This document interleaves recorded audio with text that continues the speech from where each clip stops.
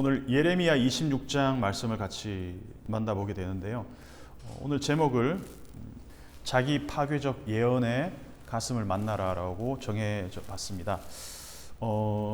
우리가 예언과 묵시를 구분할 때 묵시라고 하면 장차 앞으로 일어나게 될 돌이킬 수 없는 일, 그것이 이제 드러났다라고 해서 이제 그 묵시록, 묵시 이렇게 이야기를 합니다. 묵시 문학, 다니엘서 같은 경우 묵시 문학, 요한계시록도 마찬가지로 묵시 문학이 되겠죠. 그래서 묵시 자체는 어떤 디데이, 그러니까 반드시 일어날 일에 대해서 하나님이 그것에 대해서 종말적인 어떤 선언을 하는 것이라고 하면, 성경이 말하는 예언은 조금 의미가 다릅니다. 예언이라고 한다면 이런 의미죠. 하나님이 하시는 예언의 목적을 우리가 한번 알아야 되는데, 한마디로 말하면 예언의 목적은 이 예언을 듣고 너희가 돌이키라입니다. 예를 들어서 너 숙제 안 해오면 받아쓰기를 10번 해야 돼. 이 말은 선생님이 학생한테 너 반드시 받아쓰기 100번, 10번을 하도록 만들 거야 라는 것이 목적이 아니죠. 그 목적이 뭐겠습니까? 숙제를 하지 않기 위해서는 숙제를 반드시 해오는 것, 그것이 목적이라는 것이죠. 그러니까 이 말의 의미, 그 말을 하는 사람의 의도를 알아야 된다는 거예요. 그래서 이 예언의 목적은 다시 말해서 돌이키라. 내가 하는 이 예언을 듣고 돌이키라. 그래서 이것을 저는 이제 두 가지 어떤 이런 표현으로 한번 좀 나눠보고자 합니다. 자기 실현적 예언, 이거는 성경적인 어떤 그런 의미가 아니고 심리학에서 쓰는 말이라고 해요. self-fulfilling prophecy, 자기 충족적 예언, 자기 실현적 예언, 이런 거죠. 이 예언을 들었기 때문에 장차 이런 일이 있을 거다라는 어떤 예언적 말을 들었기 때문에 그 예언에 부합하기 위해서 더 그렇게 살아가. 결국은 그 예언대로 되는 것. 이건 성경적인 어떤 예언의 의미하고는 조금 다릅니다. 피그말리온 효과라고 합니다. 이게 심리학적인 어떤 그런 용어라고 그래요. 너는 커서 반드시 훌륭한 야구 선수가 될 거야 라고 어떤 예언적인 이야기를 했다고 합시다. 그러면 그 말을 듣는 아이는 정말 훌륭한 야구 선수가 되기 위해서 열심히 연습을 하고 막 그냥 체력을 기르고 그렇게 합니다. 그러면 언젠가 만약에 그 예언대로 훌륭한 야구 선수가 되었다고 합시다. 그러면 이 예언적인 어떤 이야기 때문에 이 아이의 자아 성취가 되는 거죠. 그 말에 자극을 받고 정말 열심히 운동을 해서 훌륭한 야구 선수가 되었다고 한다면 이 예언의 어떤 효과가 나타난다라는 것이죠. 근데 이거와는 조금 다른 개념의 예언이 있습니다. 이거는 자기 파괴적 예언, 그러니까 self-destroying prophecy. 이게 조금 더 성경의 예언하고 가깝다라는 거예요. 이게 어떤 거냐면 이런 거죠. 그 예언을 듣고 돌이킴으로 해서 그 예언을 한 사람의 그 예언이 실제로 이루어지지 않는 것. 그 효과를 누리게 하기 위해서 실제로는 이런 예언을 하지만 사실은 그 본심은 이 예언대로 이루어지지 않았으면 좋겠어. 그래서 그 자기 파괴적 예언이라고 이제 이름 붙일 수 있습니다. 창세기 3장을 보면 이 하나님의 자기 파괴적 예언에 대한 어떤 최초의 예언이라고 할 수 있는 장면이 나옵니다. 하나님이 창세기 2장에서 아담에게 명령하신 두 가지가 있죠. 하나가 뭐냐? 먹어라. 또 하나는 먹지 말아라. 먹거라, 먹지 말라. 창세기 2장 16절을 보면 여호와 하나님이 그 사람에게 명하여 이르시되 동산 각종 나무의 열매는 네가 임의로 먹되. 임의로 먹으란 말은 먹고 또 먹으란 얘기입니다. 아칼, 토칼. 아칼, 먹어라, 또 아칼, 또 먹어라. 그리고 또 하나는 먹지 말랍니다. 창세기 2장 17절을 보면 선악을 알게 하는 나무 열매는 먹지 말라. 네가 먹는 날에는 반드시 죽으리라. 자, 두 명령에서 차이가 있죠. 무슨 차이입니까? 먹으라는 명령에는 먹으면 어떻게 된다라는 말이 없어요. 근데 먹지 말라는 명령 다음에는 뭐가 있습니까? 먹는 날에는 이런 그 가정에 어떤 명제가 붙는다는 거죠. 그러니까 적극적인 명령은 반드시 먹으라, 먹고 또 먹으라는 명령입니다. 소극적인 명령은 먹지 말라는 거예요. 그래서 왜 하나님은 여기서 먹지 말라는 명령에만 먹는 날에는 이라는 명제를 붙이셨을까요? 예를 들어서 엄마가 외출을 하면서 집에 남겨진 아이에게 엄마가 냉장고에 넣어놓은 반찬, 국 끓여서 밥 데펴서 반드시 먹어, 이 명령을 이렇게 부탁을 했어요. 또 하나는 예를 들어서 뭐 바퀴벌레 약을 집에 한 구석에 놔뒀다고 합시다. 근데 이거는 절대로 먹지 마라고 당부를 했다고요. 그러면 정말 그 아이의 생명을 위해서 중요한 명령은, 중요한 부탁은 반드시 먹으라는 거겠죠. 그런데도 불구하고 이거 바퀴벌레 약을 네가 먹으면 너 큰일 나. 왜 여기만 명제를 붙였을까라는 것이죠. 그걸 안 먹는다고 해서 이 아이 생명이 유지되는 건 아니잖아요. 하지만 먹지 말라는 거를 먹었을 때는 반드시 죽게 되기 때문에 그걸 먹을 경우에는 죽는다는 사실을 부각해야 된다는 거죠. 그래서 엄마가 이 말을 할 때는 너 이거 먹으면, 너 이 바퀴벌레 약 먹으면 너 죽어, 너 큰일 나. 이 말은 뭡니까? 너 이거를 먹어서 어떻게 큰일이 날 거를 기대하는 건 아니잖아요. 엄마가 그 예측하는 이거를 먹는 경우의 수는 절대로 없었으면 좋겠다라는 바람이 담긴 거잖아요. 자기가 말하지만 이 예언대로 실현이 되지 않기를 바란다는 거죠. 이게 자기 파괴적 예언이라는 것이죠. 그래서 하나님이 선악을 알게 하는 나무의 열매는 먹지 말라고 하실 때 먹는 날에는 이라는 가정을 하신 의도는 먹지 않음으로 이 내가 하는 먹는 날에는 이라는 이 가정, 이 예언이 실현되지 않기를 바라는 마음에서라는 거죠. 그래서 만약에 하나님의 뜻을 오해한다면 내가 먹어서 내가 반드시 죽게 되는 결과가 아니라 내가 이것을 먹어서 하나님과 같이 되는 것을 하나님이 싫어하시기 때문일 거야 라는 뱀의 그 거짓말이 오히려 설득력 있게 다가올 수 있다는 말이죠. 하나님의 의도를 내가 오해한다면. 그죠? 그래서 하나님이 사실상 사람에게 하신 최초의 예언이라고 할 수 있는 거 이게 바로 이거예요. 먹는 날에는 반드시 죽으리라. 그래서 히브리어에는 부사가 없기 때문에 16절을 보면 먹고 또 먹어라 하는 명령처럼 17절에는 2장 17절에는 죽고 또 죽을 거야 이렇게 표현되어 있다는 거예요. 이게 두 개가 평행이에요. 먹고 또 먹어. 뭘? 그 동산 중앙에 선악을 알게 하는 나무의 열매를 제외한 모든 나무의 열매를 먹고 또 먹어. 그 다음에 그 선악을 알게 하는 나무의 열매를 먹을 때는 죽고 또 죽을 거야. 반드시 죽을 거라는 얘기입니다. 이게 하나님 최초의, 하나님이 예언의 최초로 하신 이 예언이 자기 파괴적 예언. 너희가 이걸 먹는 일은 없었으면 좋겠어 라는 그 마음이, 그 바람이 담긴 예언이라는 것입니다. 그래서 자기 형상으로 만든 사람이 죽기를 바라겠습니까, 하나님이? 그렇다면 굳이 하나님이 사람을 만드실 이유가 없었지 않습니까? 그러니까 이 예언을 하시면서도 하나님은 이 예언이 절대로 이루어지지, 그러니까 먹는 날에는 이 가정이 실현되지 않기를 바라신다는 거죠. 예레미야를 한번 생각해 보세요. 오늘 예레미야 본문을 읽었는데, 예레미야는 유다 백성들과 예루살렘에 대해서 70년 동안 포로로 잡혀가서 바벨론을 섬기게 될 거라는 예언을 했습니다. 예레미야 25장 11절을 한번 볼게요. 25장 11절, 오늘 읽은 26장 앞에 25장 11절을 보면 이 모든 땅이 폐허가 되어 놀랄 일이 될 것이며 이 민족들은 70년 동안 바벨론의 왕을 섬기리라. 이 예언을 어디서 하냐 하면 예루살렘 성전 뜰에서 합니다.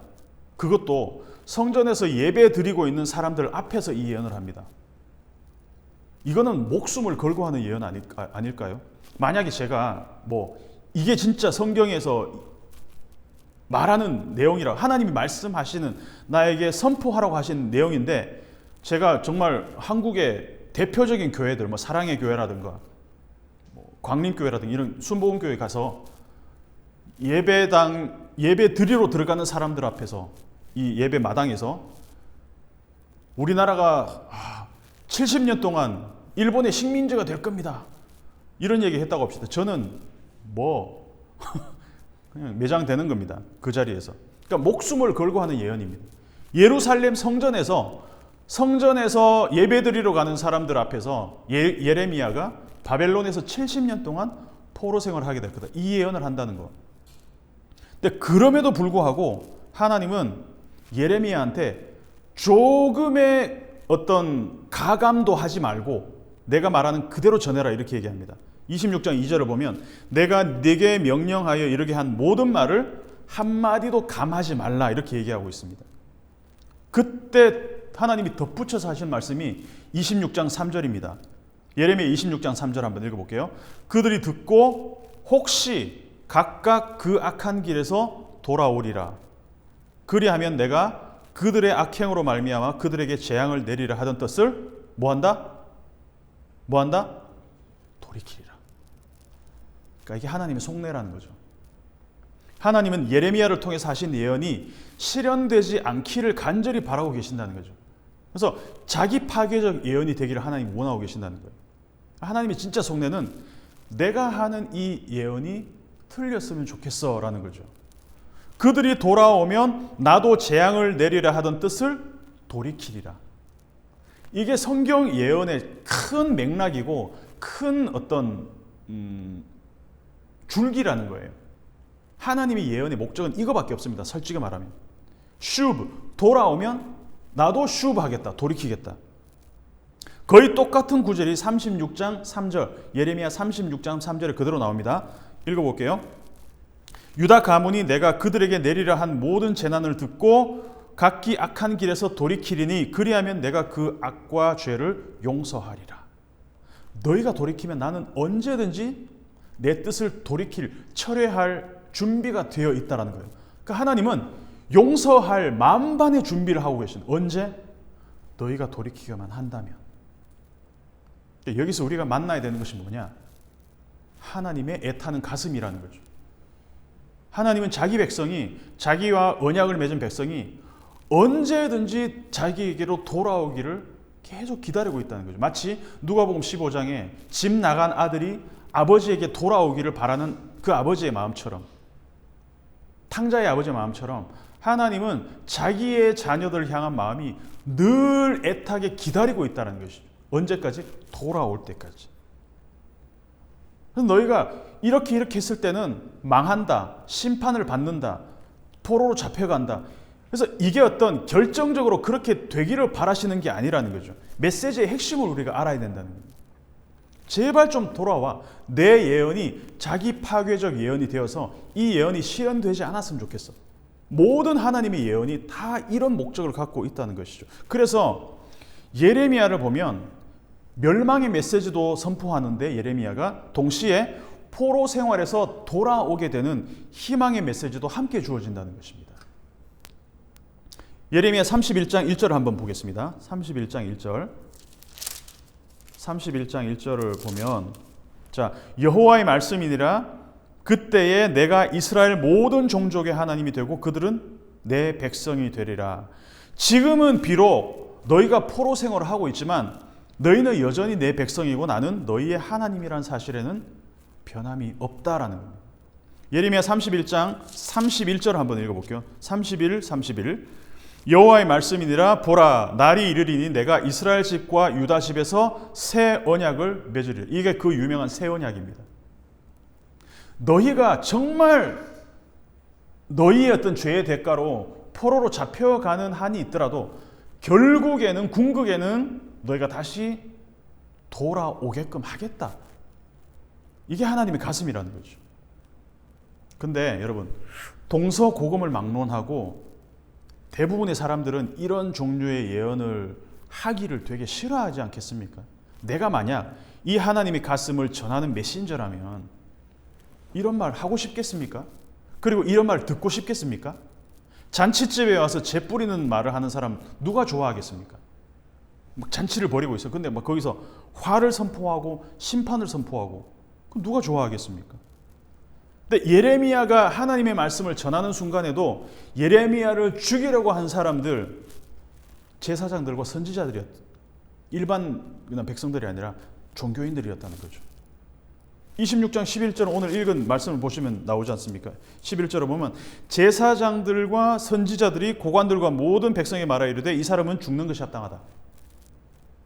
종교적인 리더십을 가진 사람들이 앞장서서 예레미야를 죽이자고 선동했다는 거죠.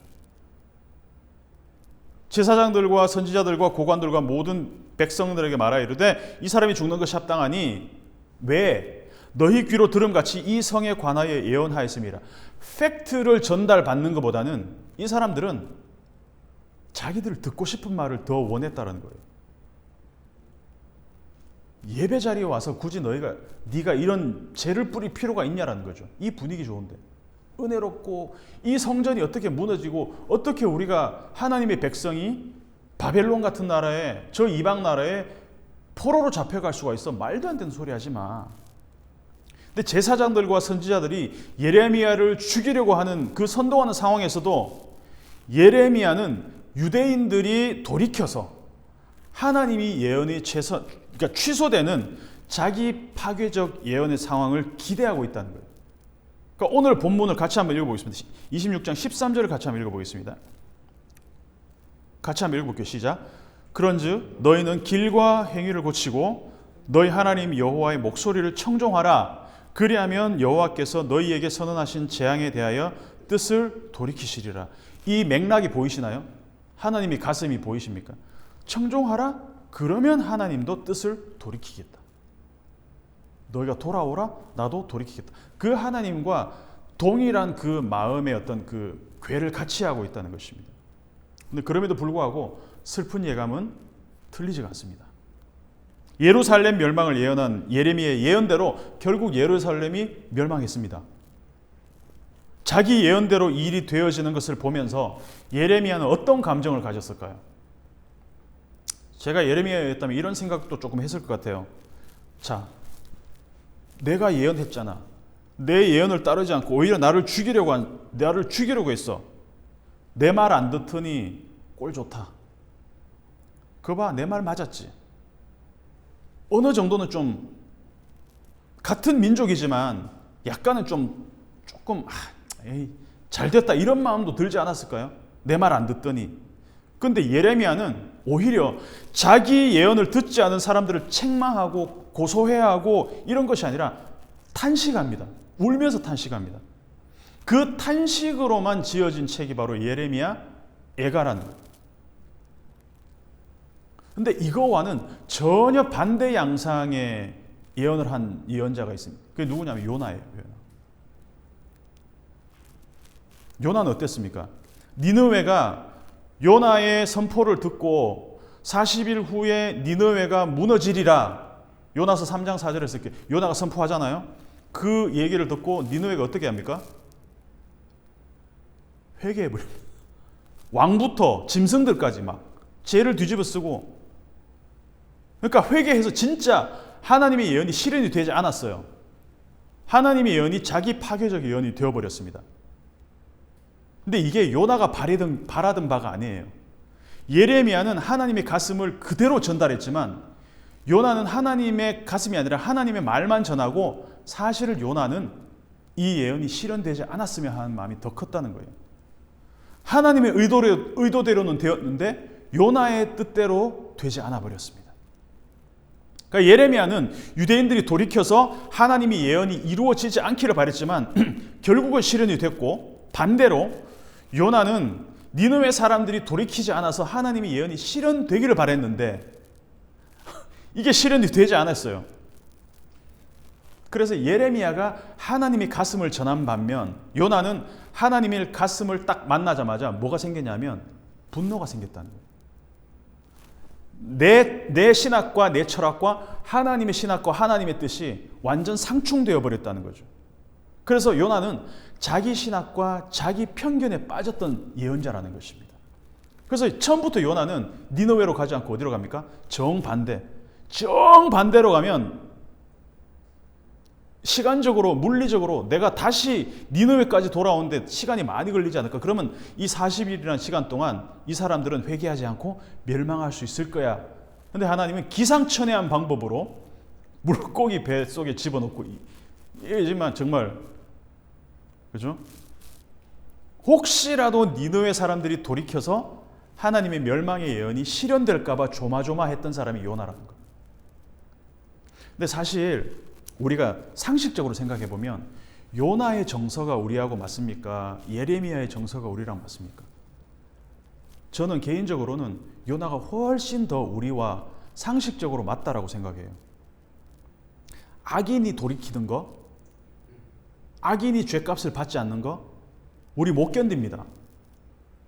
그게 나라면 이야기가 달라지겠지만 타인이 그렇다면 견디기 힘듭니다. 최근에 핫한 그 복수극 더 글로리, 왜 이 넷플릭스 드라마에 사람들이 열광합니까?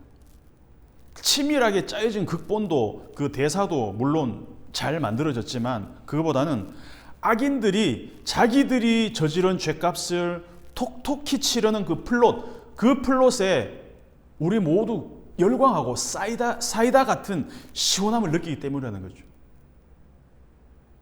만약에 그 드라마 결말 부분 가서 작가가 갑자기 연진이가 문동원한테 무릎을 꿇고 문동원이가 막 용서를 해요. 자기를 괴롭힌 그 학생들을, 그 친구들을 막 용서하고 아름답게 이야기가 끝나요. 그러면 시청자들이 막 벌떼같이 일어날 겁니다. 게시판에. 배신감에. 악인이 벌을 받는 스토리는 지극히 일반적이고 상식적인 정서입니다. 그래서 이런 통쾌한 복수극에 열광하는 겁니다. 사실은 엄밀히 말하면 우리는 요나의 정서와 우리의 정서가 더 맞닿아 있다는 겁니다. 구약의 마지막 성경이 말라기입니다. 근데 말라기에까지 하나님은 이 동일한 맥락으로 예언을 하십니다. 자기 파괴적 예언의 열망이 강렬하게 나타나는 책이 바로 말라기입니다. 말라기 마지막 4장 4절에서 6절까지의 메시지가 그겁니다. 돌이켜라. 끝까지 하나님의 메시지는 이겁니다. 돌이키면 나도 돌이키겠다. 그래서 예언은 구약 마지막까지 누구의 마음? 아버지의 마음을 보여준다는 거죠. 그냥 심판자로서의 하나님이 아니라 아버지와 자녀의 관계에서 아버지의 마음을 보여준다는 거죠. 그래서 말라기 마지막 절을 보면 이렇게 나와 있어요. 자녀의 마음을 아버지에게 돌리고 아버지의 마음을 자녀에게 돌리고, 그 역할을 위해서 하나님이 누구를 보내시냐면 엘리야를 보내신다는 거예요. 돌이키게 하는 메신저로서 엘리야를 보내신다는 것입니다. 근데 말라기 마지막 단어가 뭐냐면, 구약 성경의 마지막 단어가 뭐냐면 헤렘입니다. 헤렘. 무섭지 않습니까? 이 진멸이라는 단어를 쓰고 있어요. 하나님이 날이 이르기 전에 엘리야를 보낼 텐데 그 엘리야를 통해서 자녀들의 마음을 아버지에게 돌이키게 하고 아버지의 마음도 자녀에게 돌이키게 하겠다. 그런데 만약 돌이키지 아니하면 어떻게 하겠다? 내가 와서 저주로 그 땅을 진멸할까 하노라. 여기서 우리의 가슴이, 하나님의 가슴이 느껴지십니까? 왜 헤렘이라는 말을 구약 마지막에 쓰고 있을까? 이 충격적인 단어를 써가면서까지 하나님이 전하고자 하는 게 뭐예요? 너희 하여튼 두고 봐. 내가 헤렘 시킬 거야. 이게 아니라는 거죠. 제발 그 헤렘은 당하지 않도록 너희가 돌이켜라는, 끝까지 그거라는 것이죠. 같은 맥락입니다. 최초의 예언, 하나님이 사람들에게 하신 최초의 이 자기 파괴적 예언 뭡니까? 먹으면 죽고 또 죽을 거야. 그러니까 하나님이 구약에서 처음으로 하는 예언과 마지막으로 하는 예언이 맥락이 똑같아요. 너희가 먹으면 죽고 또 죽을 거야. 내가 너희를 진멸하지 않도록 해. 근데 어떻게 됩니까? 이 하나님의 가슴을 만나지 못하면 우리는 요나 같은 어떤 정서로 하나님을 만나면 머리로는 이해는 하지만 정작 우리는 하나님 아버지의 가슴을 만나지 못하게 될 가능성이 농후하다는 것이죠. 그래서 구약의 처음과 마지막 예언을 죽음과 이 진멸, 모트와 헤렘으로 끝나는 것을 보면 아버지의 마음, 레브 아보트, 아버지의 마음을 우리가 만날 수 있었다는 거예요. 그래서 오늘 자기 파괴적 예언의 가슴을 만나라. 예언의 핵심이 뭐냐? 제발 이 예언을 듣고 돌이키라. 이것이 아버지의 일관된 마음이라는 것입니다. 결론입니다. 우리가 오해하는 하나님은, 특별히 구약에서 하나님은 우리가 많이 오해되어 온 그 하나님, 심판자, 어떤 이에는 이, 눈에는 눈, 동해보복법의 어떤 그런 율법적인 존재, 단호한 심판을 내리는 심판자의 모습으로 오해할 때가 많이 있습니다. 그런데 하나님이 자기 백성으로 언약을 맺으신 사람들에게는 정말 우리가 상상할 수 없을 정도로 오래 참으시고 노하기를 더디하시니 경향이 있습니다. 정말 팔이 안으로 굽는 가장 대표적인 분이 하나님이라는 것이죠. 아버지가 자식으로 훈계할 때 그 목적은 하나입니다. 돌이키게 하는 것. 아버지가 자식으로 훈계할 때 너 오늘 죽여야 되겠다라고 훈계하는 사람은 없을 거예요. 그런 사람도 간혹 있지만 대부분의 아버지는 그럴 겁니다. 그죠? 구약의 마지막 결론은 하나님과 백성의 관계에서 나아가서 뭐로 끝나냐면 아버지와 자녀의 관계로 나온다는, 이것이 의미심장하다는 것이죠. 아버지의 마음을 자녀에게로 돌이키게 하고 자녀들의 마음을 아버지에게로 돌이키게 하리라. 그 메신저 엘리야가 신약에 가면 끊임없이 보내어집니다. 돌이키게 하는 메신저들이.